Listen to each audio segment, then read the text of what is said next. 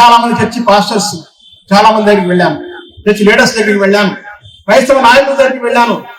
అయ్యా, మనందరం ప్రార్థన చేసుకుంటున్నాం కదా, మనందరం దేవుణ్ణి అడుగుతున్నాం కదా, యుద్ధం యెహోవాది, యెహోవానే యుద్ధం చేస్తాడు అని చెప్తున్నారు.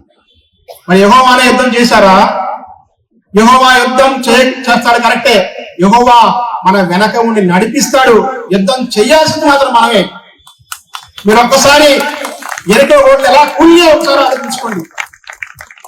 యెహోషువ గ్రంథం 6వ అధ్యాయంలో ఉంటుంది.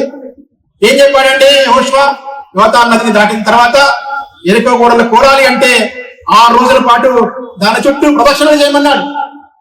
7వ రోజు ఒక్కసారి 6 రోజుల పాటు, 7వ రోజున 7 సార్లు ప్రదక్షిణం చేయండి. చేసిన తర్వాత గోడలు మోగగానే అందరూ గట్టిగా అరవండి. ఆ శబ్దానికి గోడలు కూలిపోతాయి అన్నారు. అలాగే గోడలు కూలిపోయినాయి. ఇది చారిత్రక సత్యం. ఆర్కియలాజికల్ వాళ్ళు కూడా నిరూపించారు ఎరుకో గోడలు కూలిపోయినాయి అని చెప్పి. మరి అప్పుడు ఇశ్రాయేలీయులందరూ దేవుడి ఆజ్ఞను బట్టి ఆ చుట్టూ నడిచి తిరిగి అరవకపోతే ఆ గోడలు కూలయ్యా? దేవుడే చేస్తాడు, దేవుడే కూల్చేస్తాడు అనుకుంటే కూలిపోయాయా? దేవుడు మన ముందు నడిపిస్తాడు, మన వెనకాల నుండి బలంగా ఉంటాడు, మన వెనకాల నడిపిస్తాడు.